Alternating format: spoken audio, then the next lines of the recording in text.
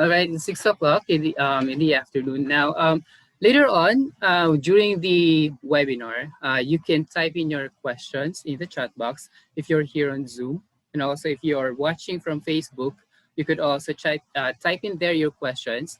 And after our two speakers have presented their lectures, we will have a question and answer portion wherein they'll be answering um, questions related to their lectures also.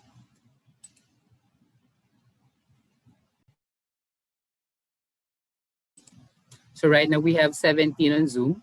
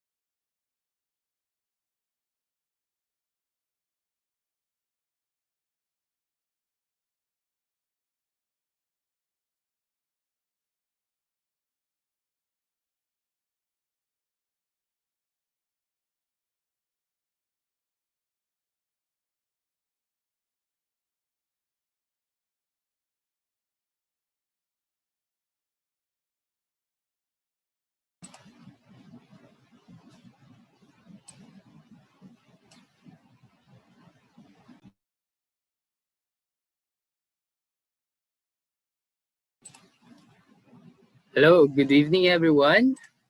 Now, we will now start. In behalf of I am HampasLupa Incorporated, I would like to welcome you everyone to Usapang Pagkain, a discussion on sustainability in food production and consumption. My name is Jonathan Francis Cabral. Today, we will talk about the ultimate human need, which is food. So, Why are we talking about food? We can say that food is the most important life driving force for humans. Everything we do has something to do with maintaining our capacity to acquire food for ourselves and for our families. Unfortunately, our constant pursuit of food sometimes gets out of hand, and we have come to a point where we consume too much, we exploit the environment, and we put ourselves in certain health risks due to the quality and quantity of food we eat. At the end of this webinar, I hope that we would be able to encourage everyone to start developing a positive attitude towards sustainable production and sustainable consumption of food. Now, let's start with our first topic. Our first speaker is an environmentalist and a teacher. He is an alumnus of Teach for the Philippines and currently works for Solar Pacific Holdings, a solar energy company. He is a campaigner of I Am HampasLupa Ecological Agriculture Movement, a group that promotes sustainable farming and responsible consumption. His organization also aims to change the perception of the term HampasLupa, long having a negative connotation, but actually translates to till the soil, which is a farming practice. He also volunteers for different advocacy groups such as Greenpeace, Make Sense, and Reality Project. Ladies and gentlemen, let's listen to Mr. Ryan Bestre. Thank you, Jonathan, for the kind introduction. And so let me just share my screen.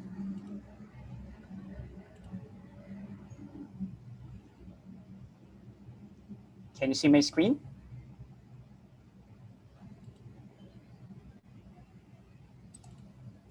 Not yet, Ryan. Not yet. Is it visible? Not yet. Not yet. Okay, hold on.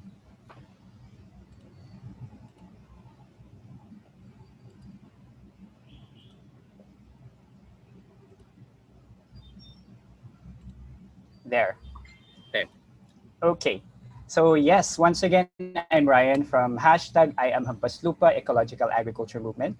So Jonathan already talked about the group briefly. So yes, it's a group supported by Greenpeace. So samahan ito ng mga young farmers, ng mga environmentalists, students, young professionals, advocates at mga plantitos at plantitas na nagkalat na ngayong panahon. Ang ginagawa namin, we try to promote ecological agriculture and mindful consumption.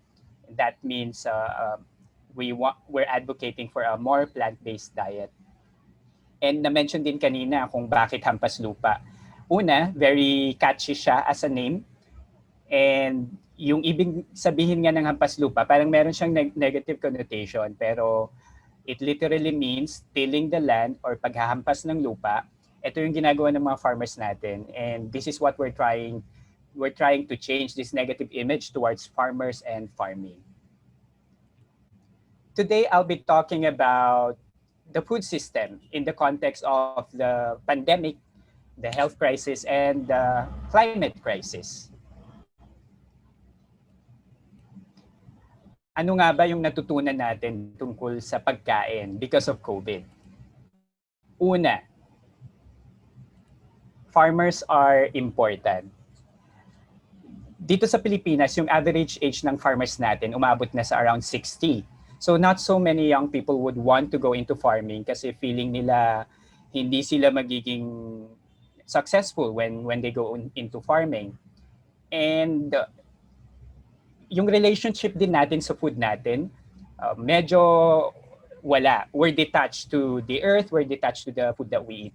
But because of the pandemic, na-realize natin, oh no, kailangan natin kumain. Nung nagkaroon ng mga lockdowns, na-realize natin kung gaano kahalaga ng pagkain at gaano kahalaga ng mga farmers natin. Kasi sila yung nagpo-provide ng pagkain natin para makasurvive. Sabi nga ni Jonathan kanina, it's a very basic need. We need it to survive.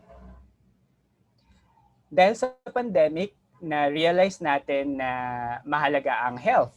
Sa ngayon, there's no medicine or there's no vaccine yet for COVID-19. So our best defense is to keep healthy. How can we keep healthy? We should get enough rest, plenty of exercise, and of course, we should eat healthy. So that means eating more fruits and vegetables. Pero we have to admit that eating healthy is a privilege. Ibig sabihin, yung healthy food or organic food may not be accessible or available to everyone. And probably because of convenience or even the price, mas pinipili natin yung processed food, fast food, or unhealthy food. Even nga nung nagbibigay ng mga relief sa ating mga kababayan during the lockdowns, ang mostly na makikita natin, napaka-ironic kasi we want people to be healthy pero pinapakain natin sa kanila unhealthy food. The good thing is, may mga LGUs na sinama nila yung mga fresh produce sa kanilang paayuda. And our diet could be causing pandemics. Yung flu, for instance, pati itong COVID-19, considered siyang zoonotic, meaning nanggaling siya sa mga hayop. At kung nakikita nyo dito sa picture na to, ganito yung itsura or ganito yung sitwasyon ng industrial meat. Pinagsasama-sama yung mga hayop, napakasikip dyan. And you can see na talagang pwede siyang prone to diseases at pwedeng magkalat nga yung mga sakit. So that's the food system in the context of COVID-19 or the pandemic. Now let's look at climate change naman. Ano yung relationship ng climate change and the food system? Even before the pandemic, we already have the climate crisis to deal with. And let's take a look yung relationship na to kasi pag minsan hindi natin nakikita yung interrelationship no ng ating pagkain. According to IPCC, the global greenhouse gas emissions from the agriculture, forestry, and other land use accounts to 24%. So for agriculture, yan yung intensive farming. Ibig sabihin, they're using a lot of synthetic fertilizers and pesticides, so that contributes a lot of greenhouse gas emissions. And this also harms the health of farmers and pollutes the air, the soil, and water bodies. Under agriculture, nandyan yung industrial meat. Again, malaking contribution niya malaki yung percentage ng contribution ng industrial meat sa agriculture at sa greenhouse gas emissions. And I'll be expounding more on that. Si Greenpeace, nag-conduct siya ng isang survey about our meat consumption. And ito yung naging resulta. 46% eat meat a few times a week. 7 out of 10 Filipinos eat meat at least weekly. Yung top 2 reasons bakit mahilig tayo sa meat, una, sa tingin natin it's good for the health, kailangan natin para lumakas. And then yung lasa din, we want the taste. And 7 out of 10, sabi nila, they will only stop eating meat pag meron na silang na-experience na sakit or pag sinabihan na sila ng doktor. Ganun ka meat heavy yung diet talaga natin. Pero anong impacts nun? Una, sa health. According to the International Agency for Research on Cancer, it classified red meat as probably carcinogenic to humans and processed meat as carcinogenic. So conclusive na siya na ang processed meat, it's really carcinogenic. And of course, it's leading to lifestyle diseases like heart diseases, diabetes, at iba pa. At ngayon, meron na tayong tinatawag na AMR or antimicrobial resistance. So ang nangyayari dun sa mga meat factories, tinuturukan sila ng antibiotics. Hindi dahil may sakit sila, but gusto nilang lumaki sila. Parang growth promotion. Ngayon, ang problema doon, pag over na yung dose ng antibiotics, nagde-develop ng resistance yung mga bacteria, yung mga virus sa antibiotics. Meron din siyang impact sa environment. Deforestation. Bakit? Ano na naman yung relationship? So what happens is, yung mga meat companies, they try to clear out forests para magtanim ng mais sa soya na ipapakain sa mga baka. So sinisira nila yung mga kababatan natin. And meron ding pollution. Pollution from all the pesticides and insecticides na ginagamit dun sa pagtatanim ng mais or soya. And at the same time, pollution then from slaughterhouse, from the manure of all these animals. Malaki rin yung requirement niya for water. Especially yung ano natin, yung mga hamburger natin, yung mga baka, malaki yung requirement for water. So the question now is, how can we create a better normal? Paano tayo mag-shift sa old normal na ito? Ito naman yung mga doable na steps na we can do. One is to grow our food the ecological way or the environment-friendly way. When we grow our own food, mas nag-gain tayo ng appreciation sa pagkain natin. And then we start reconnecting to the earth, we start reconnecting to the environment. So mas nakikita na natin yung relationship natin sa pagkain, relationship natin sa environment. Let us eat local. As much as possible, kung pwede, let's buy directly from farmers, especially the small holding farmers, para masuportahan sila. Let's eat more fruits and vegetables. Palagi kong sinasabi to na you don't have to go vegan or vegetarian. If you decide to do so, no animal byproducts, no meat, no animal byproducts. Pag vegetarian naman, sometimes they eat eggs or they consume milk. But you don't have to go vegan or vegetarian. Mag-reduce ka lang ng meat intake mo and you eat more fruits and vegetables. Obviously, it's good for your health, it's good for the environment, and it's also considered climate action. Third, world is wasted. So wag na tayong magdagdag pa ng waste, food waste. So let's say no to food waste. Finally, ito yung Sustainable Development Goals. At bago pa man natin umpisahan na trabahuin lahat yan, the first thing that we do is we eat. That's how basic it is. That's how important the issue of the food system is. And it's also related to many of these Sustainable Development Goals. It's related to number 2, no hunger. Number 3, good health. Number 12, responsible consumption. Number 13, climate action. So marami siyang relationship sa mga Sustainable Development Goals na ito. Kaya I hope you're able to realize all these connections, and later on, I hope you try to change your mindset and try to change your behavior and try to practice ecological agriculture if you can, and try to be more mindful of your consumption. Good day, everyone. Thank you, Ryan, for that very insightful talk. Ryan, may question lang ako. Is he there? Ryan? Hello? Wala na si Ryan. Anyway, later on na lang yung question niya. Let's move on to the next question. Yes. Ryan. Yes. Choppy ka. Alright, may na-catch na akong isang idea kanina, or isa sa mga discuss mo kanina, that pakunti ng pakunti yung mga kabataan na gustong maging magsasaka ngayong panahon na ito. So, what do you think is, paano natin sila ma-encourage, yung mga kabataan yan na kumuha ng agriculture or kumuha ng isang karera na may kinalaman sa pagpuproduce ng pagkain? Ayan, medyo mahirap na tanong yan, no, Jonathan? Sorry.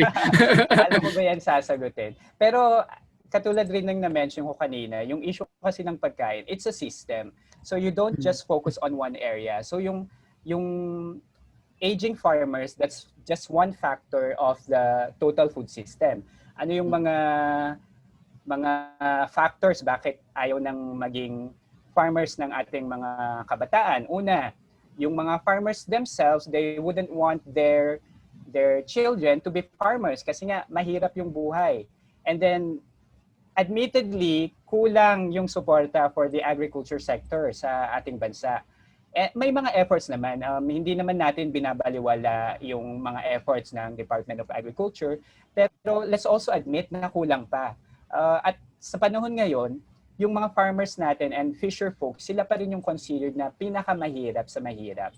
So, yun, support from the government, kailangan mabago yung mindset towards farmers and farming, at kailangan din ng innovation and more training and partnerships across different sectors para mas mapalago pa natin yung agriculture.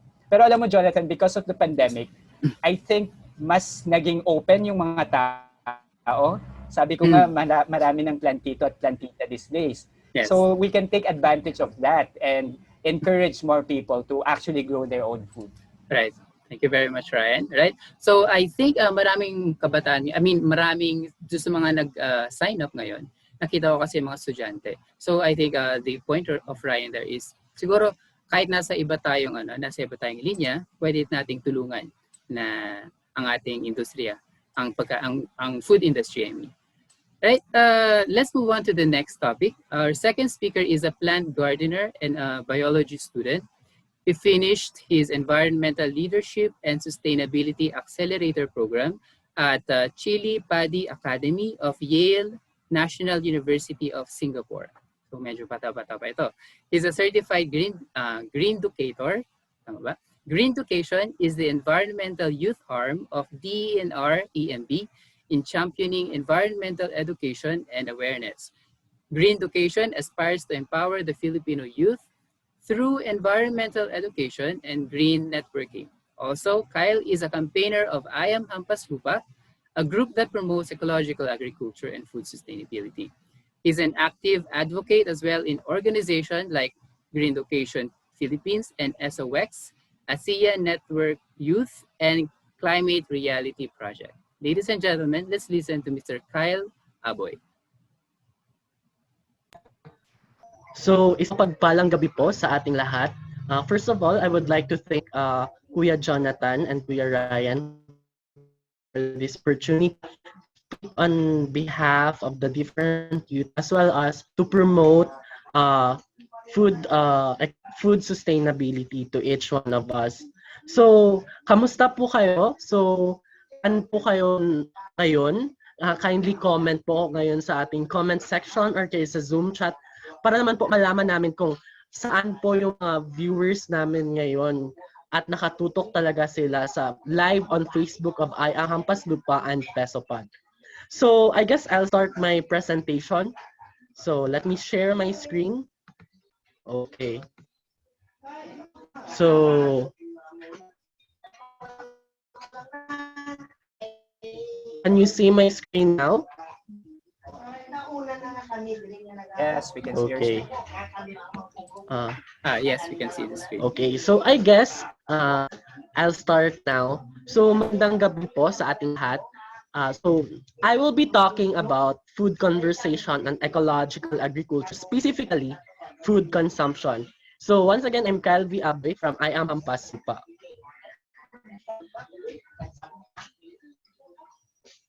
So according to Wendell Berry, eating is inescapably an agricultural act, and how we eat determines to a considerable extent how the world is used. So parang dito, we can conclude that the way we eat and the way we use our land or agriculture means that it's the way how we use also our resources in this world. So this evening, I will be talking about the history of when did we start making our own food, as well as the food production, what happens from farm to dinner table. Also, on the third part of my talk, I will be talking about food crisis or who are in danger. And for the last part is we will have the conclusions on why do we care about these things. So, agriculture has been practiced for 13,000 years and has been widely established for 7,000 years. So, kung isipin natin, agriculture has been part of our lives for a very long time. And hindi natin may pagkaila na in this pandemic as well, ang agriculture is yung papakain sa atin ngayon. And Agriculture has radically transformed human society and fueled a global population has grown from 4 million to 7 billion since 1000 before Christ era and is still growing. So totoo nga tayo as time passes by, lumalaki din ang population natin. So to successfully navigate an uncertain future, we can begin learning from the past. So we raise when agriculture started by this one. So let's move on to the history of culture. For the man evolutionary scene, we acquired food by gathering it from the wild. So nung sinaunang panahon pa talaga is kumakain yung mga ninuno natin by gathering their food from the wild by hunting.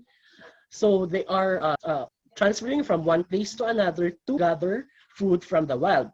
Then on, wild plant-based food and hunting wild animals is considered to be their diet. So yung pagkain nila is yung mga wild-based na mga food, hunting yung mga wild animals. Yun pa lang yung diet nila. And then, from as early as 11,000 BCE, people began a gradual transition away from a hunter-gatherer animals. So, di ba, from the point na naghahanap lang ng pagkain ang tao from the wild, this time naman, they transition from that practice to cultivating their own crops and raising animals for food. So, this is now agriculture. By 6000 BCE, most of the farm animals you are familiar with today had been domesticated. So, yung mga animals na like halimbawa, baka, baboy, yung mga animals na yon have been domesticated already. And by 5000 BCE, agriculture was practiced in every major continent except Australia. So, this shows how fast does agriculture boomed all times until now that we have.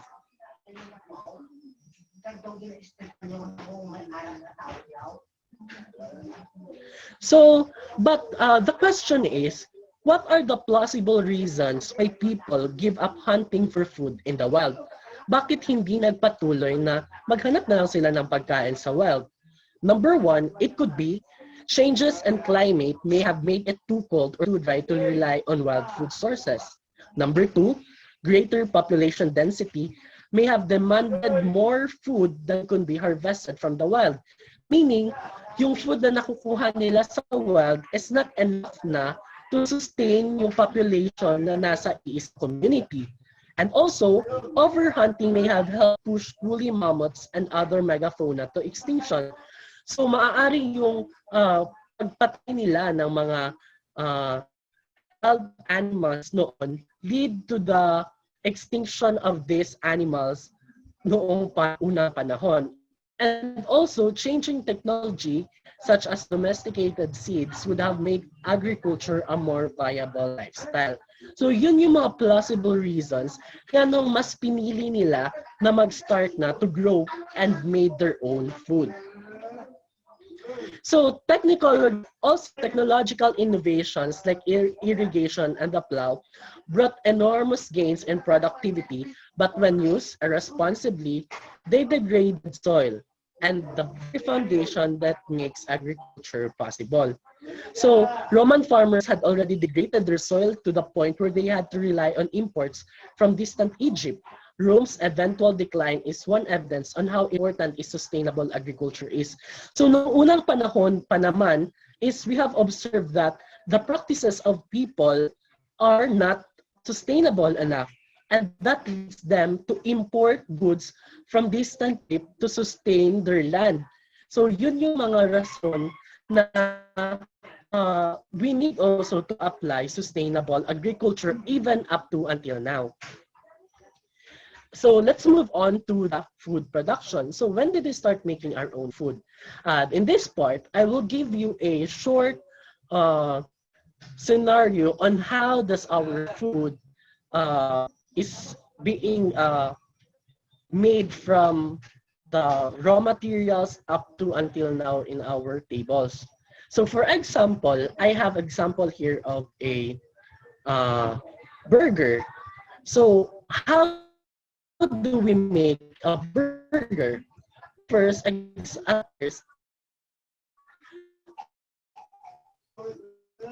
we need to cut forest trees. What reason? One, to plant a we can do that to plant crops as well as to make this as a place for our raised animals to live in, a place to live in. It be the farmland in which ilalagay natin sila. And matapos na puno, yung reason na yun is, di ba, ang magiging effect is mawawalan na tayo ng mga forest, makakalayo yung mga forest natin, at saka yung mga wild animals or wildlife natin uh, will also be taken from their natural habitat. Number three, yung ipapakain natin ng mga feeds for our animals are sometimes imported from other countries or transport pa, meaning there's a consume of the greenhouse gases giving these energies to transport this food.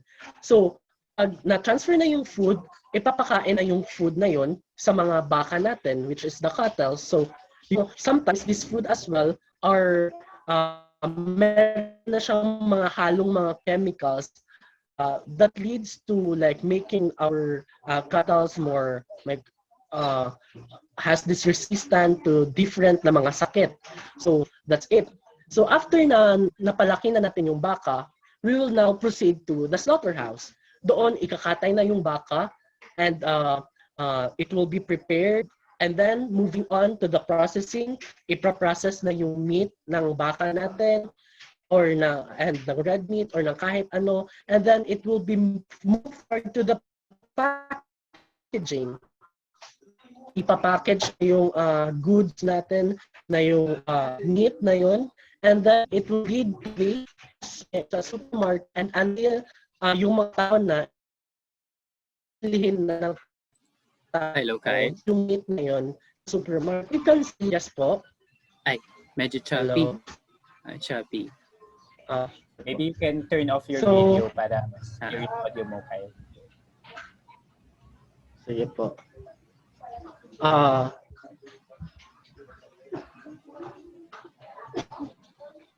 Okay. So the last spot is the supermarket in which people will be that meat already. So as we can see, what are the effects of this in our environment? So it will lead to 5% of global ng mga farm animals natin will be connected at one. Also, 30% of global water is being used is being nauubos in this process. And 91% are being cut down or na nagaganap sa mga forests natin. And it constitutes to the 51% of the greenhouse gases emissions, and it leads to the ocean dead zones and also species extinction because of those activities we need to do just to eat that burger, diba? Moving on, how about naman yung sa mga gulay or kaya yung mga plants na kinakain natin? So, unang process is that, of course, ginagamitan ng mga fertilizers ang lupain natin. Then also, sa fertilizers na yan, we use also pesticides. Yung pesticides, spray sa mga tanim. And also, we'll harvest that one. And pag-harvest is that it will be processed into a pot. So, and then after sa depot, tanim or mga vegetables or fruits para magmukhang fresh or to keep the freshness of that product, minsan nilalagyan pa ng nitrogen. And then moving on, binibenta na siya sa supermarket. Sa supermarket naman, pag nandoon na bibilhin na siya ng tao, and if sometimes, dahil sa sobrang dami ng product na yon, kusan hindi na nagagamit or nabulok na lang siya, constitutes to the 60% of those food or vegetables na meron tayo at natatapon na lamang sa mga landfills or it became food waste. Kung iisipin natin, kung pag-produce ng food na yun has an effect which is it's unnecessary packaging, yung paggamit ng unsustainable packaging. Tapos, insane food miles, yung pag-travel ng pagkain from farmland or yung sa farm going to the supermarket is it consumes a lot, and also it constitutes to waste. Nagiging basura na lang yung imbis na naging food pa natin. And this type of this type of the food production is totally dependent on fossil fuels. So, yun yung mga magiging epekto nito sa atin. It will not use our food sustainably. So the way we produce food is inefficient, unsustainable, and wasteful. So ito is according to Paul Myers. So in this food crisis that we currently face, the question is, who are in danger? Sino yung very at risk in this problem? So according to Peter Menokal, he said that we already have trouble feeding the world. And this additional impact on crop yields will impact the world's poorest and amplify the rich-poor divide that already exists. So of course, ang maapektuhan nito is tao mismo, and will amplify the rich and poor divide that already exists. So ang mas vulnerable talaga is yung mga mahihirap. So ano nga ba ang effects of climate change on our food system? In this slide, I have pointed out five things or 5 effects of climate change in our food system. Number 1, weather extremes. When we say weather extremes, it has been recorded that 80% of the world's crops are rain-fed. So meaning, nakadepende siya sa ulan. Due to climate change, there is change to rainfall pattern. So naapektuhan yung weather pattern natin, and it can affect our agriculture. Also, if there's a weather extremes like extreme precipitation, if sobrang pag-ulan naman,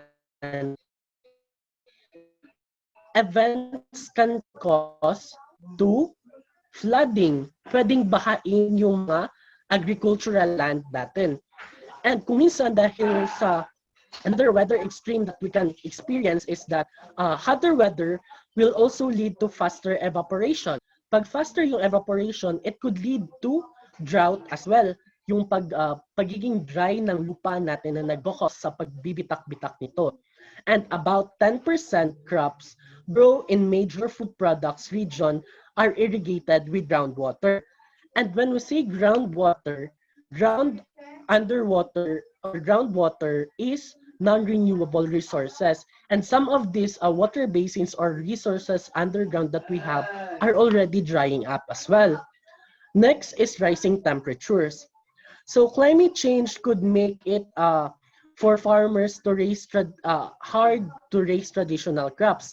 Mas raise mga traditional crops if there is a rise in temperature. It means that the soil will not be feasible or fertile, resulting in less land available for production of productive agriculture. May chance na bababa ang yield or ang harvest because of the heat stress that can disrupt plants' pollination, flowering, and plant development. Of course, na pag sobrang init, di ba, nagwi-wither yung plant. And also, parasites and disease that target livestock thrive in warm and moist conditions. So there would be a chance na in which ang parasites and disease will thrive in this environment. And plant diseases and pests that are new to an area could destroy crops that uh, haven't evolved defenses against them. So, kawawa masyado yung mga agricultural crops natin. Next is the higher levels of CO2. So, paano nga ba nakakaapekto ang higher levels of CO2 sa ating food system? Number one, if plant has intake too much carbon dioxide, di ba? You all know naman na plants undergo photosynthesis to make their own food. And so, when they intake too much CO2, proteins, vitamins, and minerals content will decrease according to some researches. And when CO2 level rise, openings in plant lose water more slowly. And it means that it slows down the circulation and getting less nitrogen and minerals from the soil. So next is that we have a warmer and more acidic ocean. As the greenhouse gases are trapped in our atmosphere, it heats up the earth kasi natatrap na lang siya. And the earth causes warm in our oceans. With this trend, some fishes and shellfish migrate to cooler waters. And with this shift of territory, fishermen are also being affected kasi hindi na sila makakakuha ng isda to warm waters and they need to really travel to cold waters. And also increase in the incidence of pathogens of marine disease in oyster and that can cause diarrhea and fever. So this warm and more acidic oceans can cause these marine diseases. And also, our seawater now is 30% more acidic than the Industrial Revolution. This leads to creating thinner outer shells. And lastly, so ano nga ba ang effect nito is, of course, there would be a sea level rise.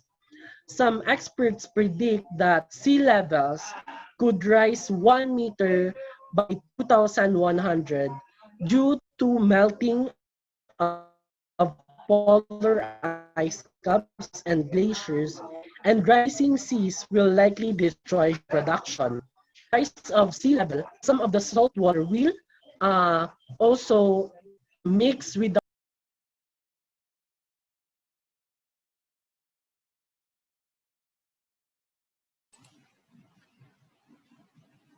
Hello.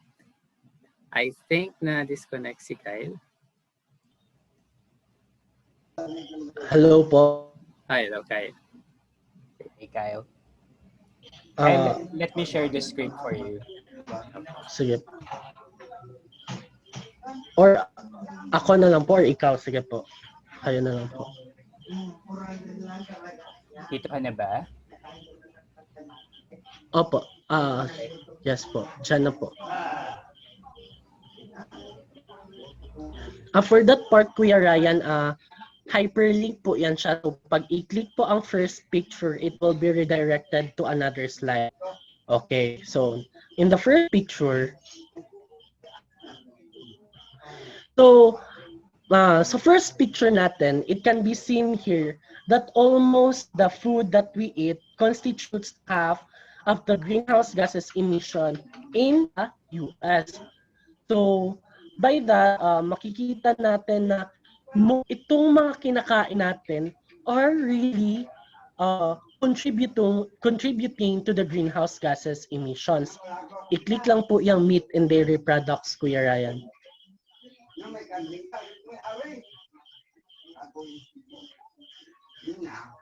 Then, click second picture po yung baka. Yes. So, dito naman, makikita natin na ang livestock talaga is one of the contributors of the greenhouse gases. And sa livestock natin, 39% of this uh, is uh, is due to enteric fermentation, meaning ito yung digestive process na unique to ruminant animals that releases methane as a byproduct. And when we say methane, we can consider that one as well as a greenhouse gases emission. And meaning nito is yung mga grass, di ba? Kasi grass ang kinakain nila. And these grasses are being churned down, and yung i-release na hangin nila through eructation or burping is methane. And these are the greenhouse gases na hindi nakakabuti sa atin.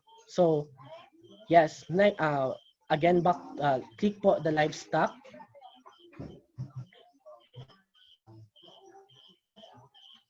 And also, thirdly, is yung picture na Amazon rainforest na to.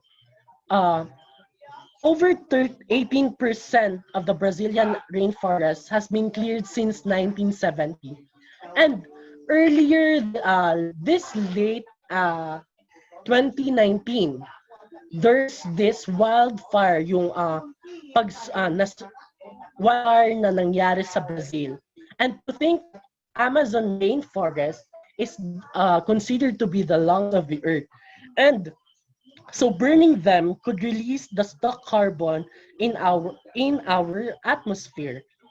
Because as we all know, forests are also main source of storing the carbon dioxide or carbon in our planet. Back again.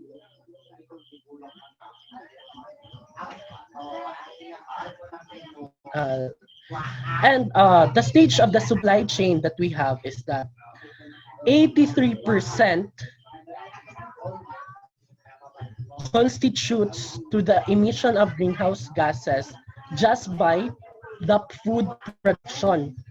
So, di ba kanina nga sa example ko, the way, the processes in the food production is very taxing, and doon mo nakikita how much greenhouse gases and energy ang nagagamit and nako-contribute doon. So, only 6% can be gotten to retails, and 11% are the contribution to just the transport of the food that we have. And lastly, back to the slide, and lastly is that the food waste represents the single large component in land, constituting to 21% at most. And yung food waste na to is napupunta lang sa landfills and incinerators. So, when food waste is being decomposed or nalalata na siya in the absence of oxygen, this case, the microorganisms will break it down and will release methane as well, a greenhouse gas with 21 times the global warming potential of carbon dioxide. And next slide is that why do we care? What would be our conclusion out of these things that I have shared to you? So of course, it leads us to the understanding of our food.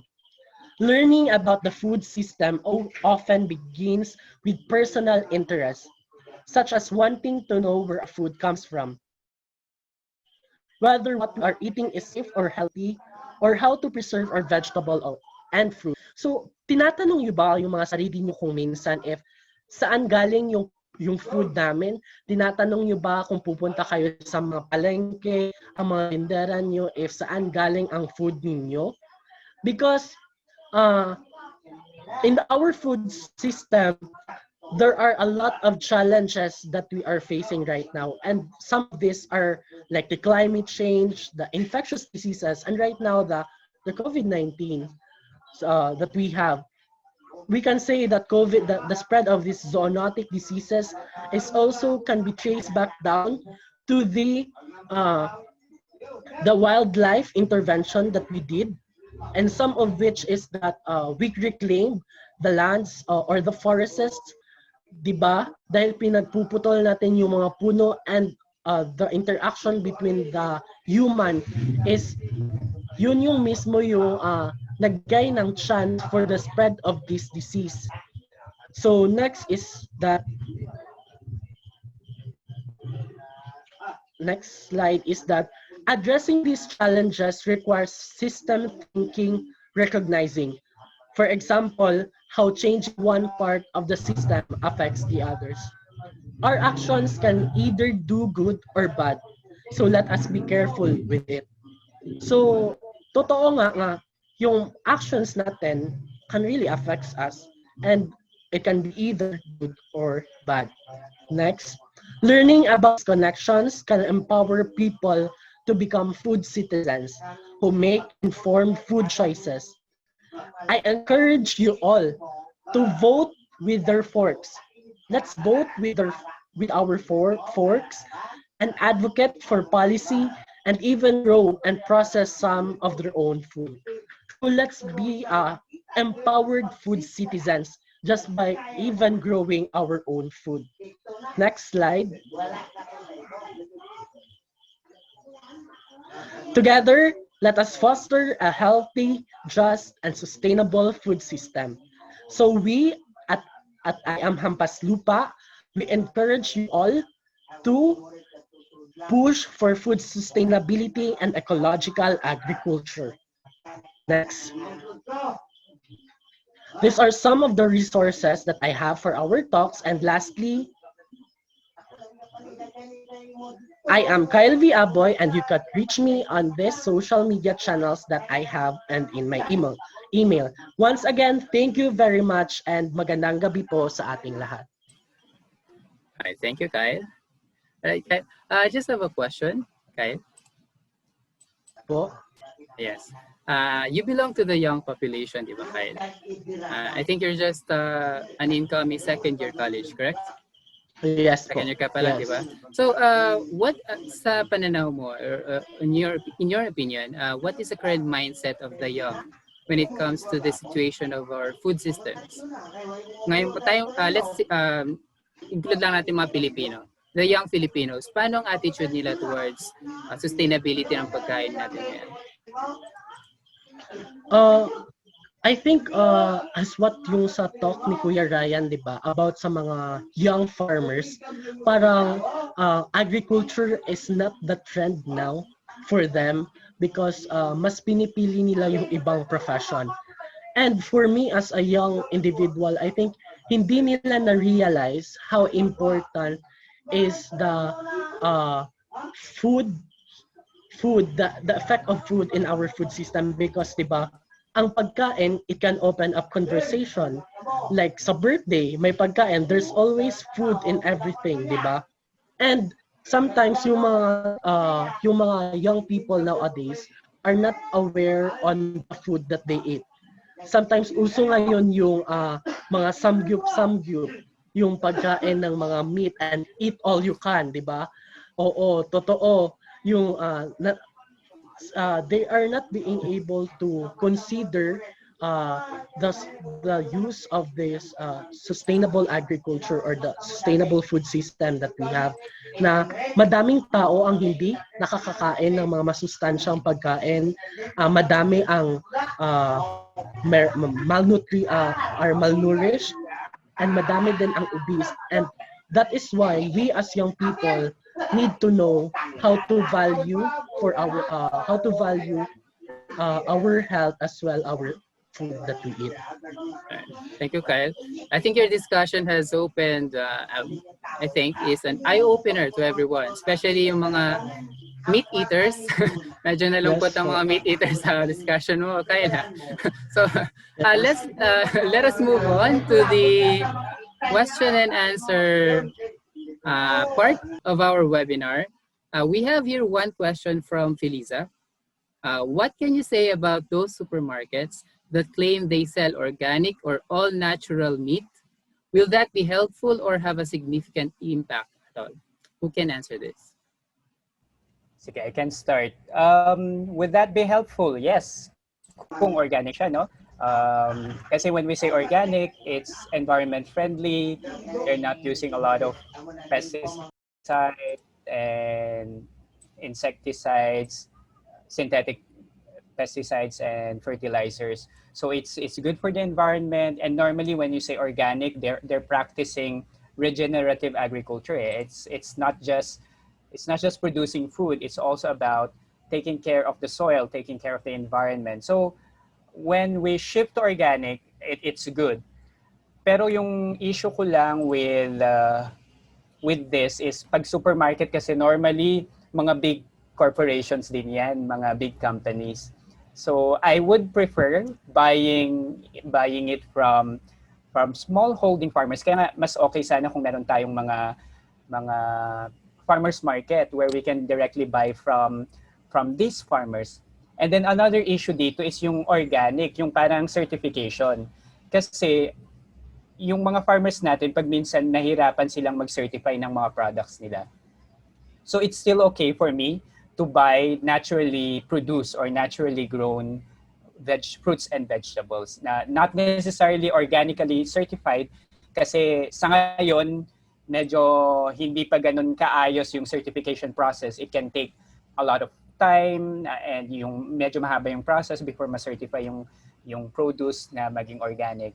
Pero while we are transitioning to that, we can try to buy naturally produced vegetables and fruits. And if we can, let's directly buy from small holding farmers. All right, thank you, Ryan. How about you, Kyle? Do you have any opinion regarding this? I agree with din po with what Kuya Ryan said that as soon as possible, choose local. Choose local in which sa mga local farmers mismo tayo bumili ng mga produce na yon para mas less greenhouse gases emission. Right. I just have a question about this meat. Yung issue natin sa meat. Kasi affected ako kasi meat eater ako eh. Mahilig ako sa karne. So, how can we meet halfway? Kasi we know that eating meat entails a lot of greenhouse gases. Sige, from production to consumption. So, how can we meet halfway? Para naman sa mga population ng meat eaters dyan, hindi naman sila masyadong magmukhang guilty. Ryan, or Kyle and Ryan, who can answer? Sige, I'll go first. I'm actually a flexitarian. And there's such a thing. Oo, totoong word yun. Flexitarian meaning I have a mostly plant-based diet but I still eat meat. I acknowledge the reality of the Filipino diet. And pag may choice, I would always try to choose to eat vegetables. Pero kung halimbawa, that's the only option or yun lang yung accessible at the moment, I would still eat it. Again, I would like to reiterate na you don't have to totally get rid of meat. Merely reducing lang yung meat consumption. Kasi na-notice ko lately, parang yung meals natin walang gulay, walang fruits, walang fresh, walang produce. It's all meat.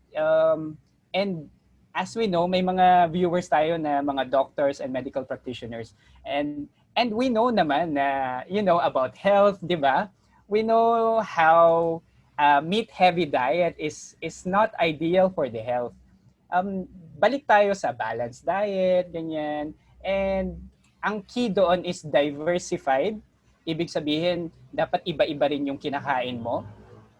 And plant-rich. So yun yung keywords natin, diversified diet and plant-rich. Hindi naman natin sinasabi na zero meat, di ba? Yes. Yan. Kyle, you would like to add?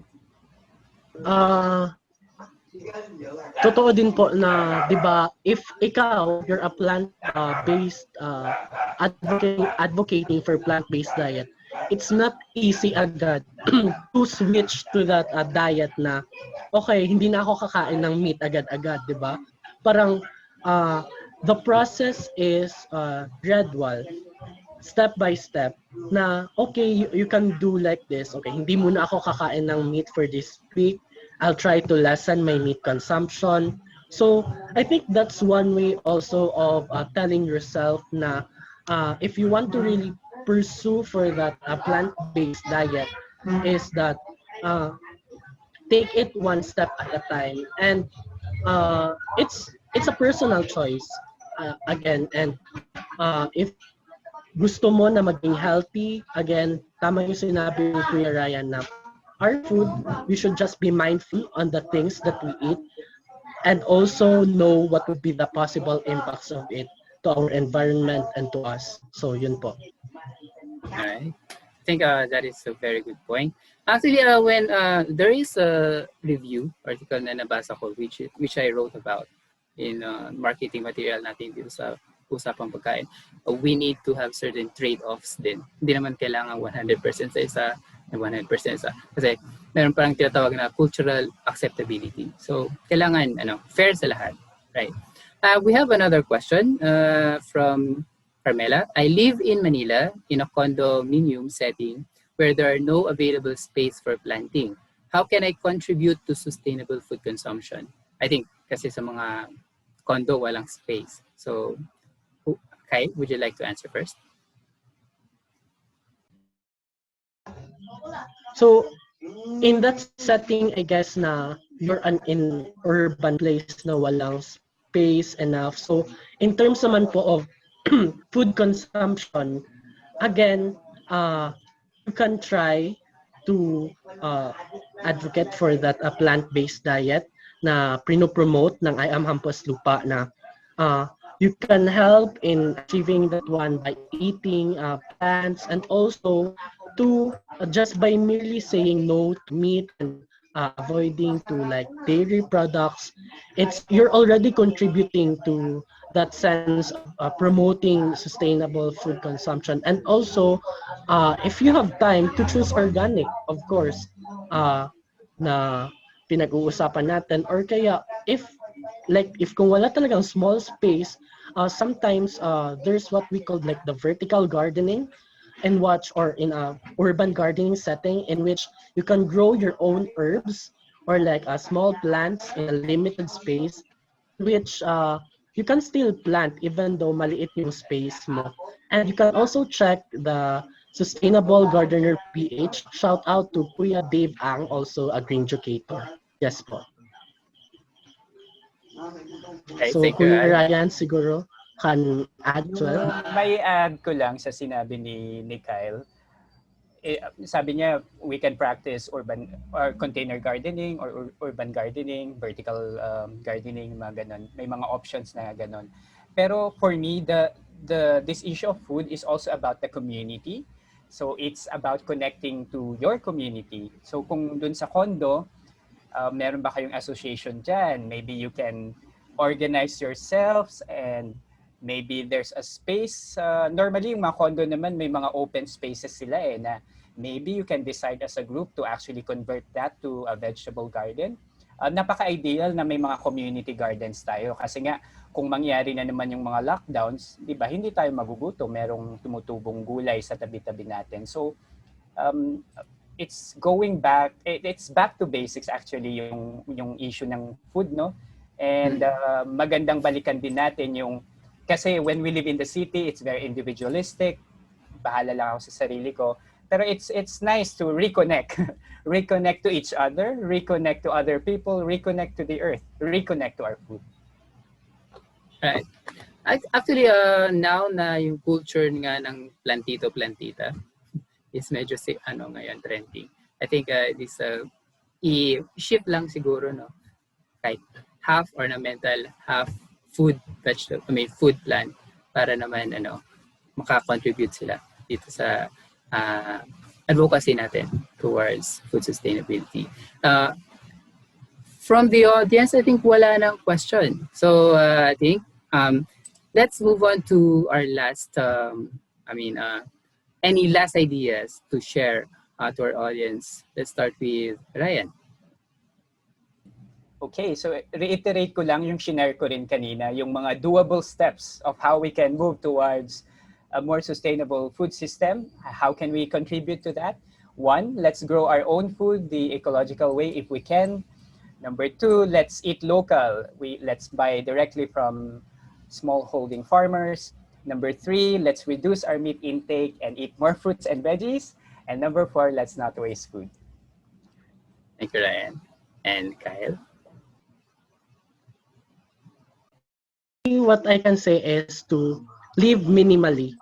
So sa ating place ngayon that there's an abundant resources that we as responsible users of this should also know the importance of these resources natin na dapat wag natin aksayahin.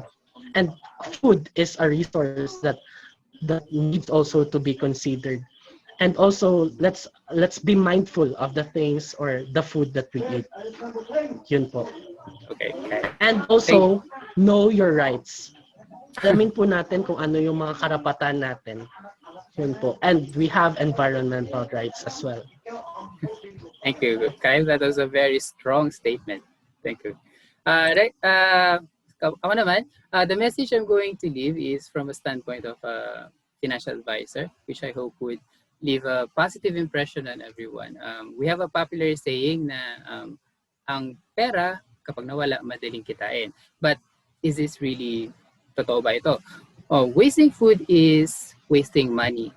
Just the same, producing junk and unhealthy food is also wasting money. If we don't change our attitude, this irresponsible production and unmindful consumption of food would someday take their toll, and no money in the world would be enough to reverse the damage. I hope everyone is able to learn something. Let us continue to support the cause of I Am HampasLupa Incorporated. Thank you, Ryan and Kyle, for sharing your time and knowledge with us. Thank you for making this possible. To get updated of the latest from Pesopod and I Am HampasLupa, please follow us on Facebook and Instagram. Our names are so unique, I think you'd be able to find them easily on social media and even on Google. Have a good night, everyone. Thanks, everyone. Keep safe, keep healthy. Bye. Bye po. Thank you very much.